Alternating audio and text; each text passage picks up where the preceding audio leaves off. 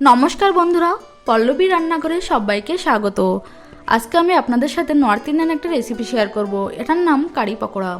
এটা খুবই হেলদি একটা রেসিপি আর এটা বানানো খুবই ইজি।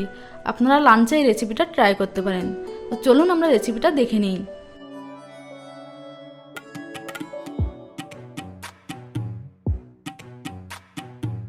কারি পকোড়া বানানোর জন্য আমি এখানে নিয়েছি 1 কাপ পরিমাণ দই। সাথে আমি দিয়ে দিচ্ছি 3 বড় চামচের মতো বেসন। এখন এগুলো আমি খুব ভালো করে মিক্স করে নেব। এগুলো স্মুথ হওয়া পর্যন্ত আমি মিক্স করে নেব। আর দেখুন এর মধ্যে কোনো লাম্পস নেই, তো এভাবে আমি এগুলোকে মিক্স করে নিয়েছি। এখন আমি এর মধ্যে দিয়ে দিচ্ছি 1 লিটারের মতো জল। এখন এগুলো খুব ভালো করে মিক্স করে নেব। তো এগুলো আমি খুব ভালো করে মিক্স করে নিয়েছি। এখন আমি এর মধ্যে দিয়ে দিচ্ছি স্বাদ অনুযায়ী লবণ, হাফ টিস্পুন হলুদের গুঁড়ো। এখন এগুলো খুব ভালো করে মিক্স করে নেব। তো দেখুন আমাদের এই পাতলা ব্যাটারটা একদমই তৈরি হয়ে গেছে। তো চলুন নেক্সট প্রসেস দেখে নিই। এখানে আমি একটা প্যান গরম করে নিয়েছি। এখন আমি এর মধ্যে দিয়ে দিচ্ছি 2 টেবিল স্পুনের মতো সাদা তেল।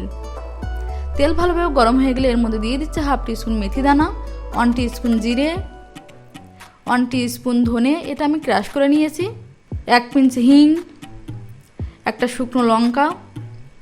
এখন আমি এগুলো 30 সেকেন্ডের মতো ভেজে নেব। তো এগুলো আমি ভালো করে ভেজে নিয়েছি। এখন আমি এর মধ্যে দিয়ে দিচ্ছি একটা স্লাইস করে কেটে রাখা পেঁয়াজ, আর দিয়ে দিচ্ছি একটা কাঁচা লঙ্কা, এটা আমি চিড়ে নিয়েছি। এখন এগুলোকে আমি ভালো করে ভেজে নেব। পেঁয়াজ সফট হওয়া পর্যন্তই আমরা ভেজে নেব। পেঁয়াজের কালারটা আমরা চেঞ্জ করব না। তো দেখুন পেঁয়াজ আমাদের খুব ভালোভাবে সফট হয়ে গেছে। এখন এর মধ্যে দিয়ে দিচ্ছি পাতলা ব্যাটারটা, যেটা আমরা আগে তৈরি করে রেখেছি। এখন সবগুলো উপকরণ খুব ভালো করে মিশিয়ে নেব। সবগুলো উপকরণ আমি খুব ভালো করে মিশিয়ে নিয়েছি। এখন হাই ফ্লেমে বয়েল আসা পর্যন্ত আমরা ওয়েট করব। তো এর মধ্যে বয়েল এসে গেছে। তো এখন আমরা আরেকবার এটাকে মিক্স করে নেব।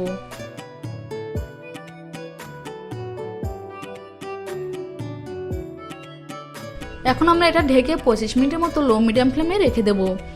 পুরোপুরি আমরা এটা ঢেকে রাখবো না। তো চলুন আমরা পকোড়া বানিয়ে নিই। এখানে আমি 3/4 কাপের মতো বেসন নিয়েছি। স্বাদ অনুযায়ী লবণ, হাফ টিস্পুন জোয়ান, এটাকে আমি হাতের মধ্যে দিয়ে এভাবে ক্রাশ করে নেব। সামান্য জল। এখন এগুলোকে আমরা ভালো করে মিক্স করে নেব। আর দেখুন আমরা এটা একটা ঘন ব্যাটার তৈরি করে নিয়েছি। এখন আমি এর মধ্যে দিয়ে দিচ্ছি একটা কুচনো পেঁয়াজ, একটা কুচনো কাঁচা লঙ্কা, কুচনো ধনে পাতা। এখন সবগুলো উপকরণ খুব ভালো করে মিক্স করে নেব। তো এটা আমি খুব ভালো করে মিক্স করে নিয়েছি। এখন এর মধ্যে দিয়ে দিচ্ছি 1/4 টিস্পুনের মতো বেকিং সোডা। আপনারা চাইলে এটি স্কিপ করতে পারেন। বেকিং সোডা দিয়ে এটা খুব ভালো করে মিক্স করে নিয়েছি। এখন এগুলো দিয়ে পকোড়া বানিয়ে নিই। তেল ভালো করে গরম করে নিয়েছি। এখন আমরা যে ঘন ব্যাটারটা তৈরি করেছি পেঁয়াজ দিয়ে, এগুলো এভাবে দিয়ে দেব।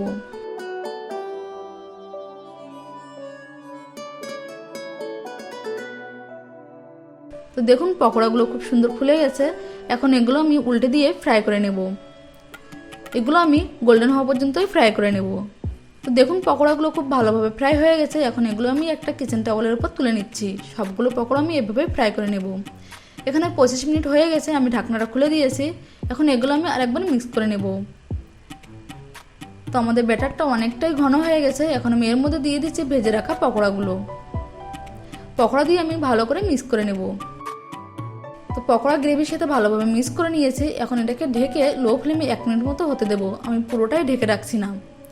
1 মিনিট হয়ে গেছে, ঢাকনাটা আমি খুলে দিয়েছি। এখন আমি আরেকবার এগুলোকে মিক্স করে নেব। তো পকোড়াগুলো ভালোভাবে আমি মিক্স করে নিয়েছি। এখন চলুন তড়কা বানিয়ে নিই।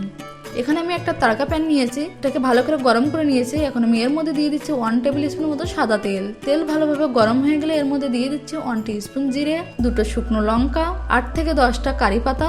এখন এগুলো আমি এভাবে নাড়াচাড়া দিয়ে নিয়ে গ্যাসের ফ্লেমটাকে বন্ধ করে দিব। এখন আমি এর মধ্যে দিয়ে দিচ্ছি হাফ টিস্পুন শুকনো লঙ্কার গুঁড়ো দিয়ে ভালো করে মিক্স করে আমি তাড়াতাড়ি এই গ্রেভিটার মধ্যে দিয়ে দিচ্ছি।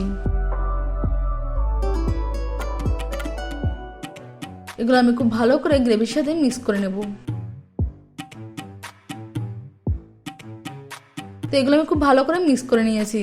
আর আপনারা গ্রেভিটা দেখতে পাচ্ছেন কতটা ক্রিমি হয়েছে। তো এখানে একটা পকোড়া আমি আপনাদের দেখিয়ে দিচ্ছি কতটা সফট হয়েছে, দেখতেই পাচ্ছেন। তো এগুলো আমি একটা বোলের মধ্যে নামিয়ে নিচ্ছি। তো এগুলো আমি সার্ভিং বোলের মধ্যে নামিয়ে দিয়ে কুচনো ধনেপাতা দিয়ে গার্নিশ করে দেবো। তো রেসিপিটা কেমন লেগেছে কমেন্টস করে অবশ্যই জানাবেন।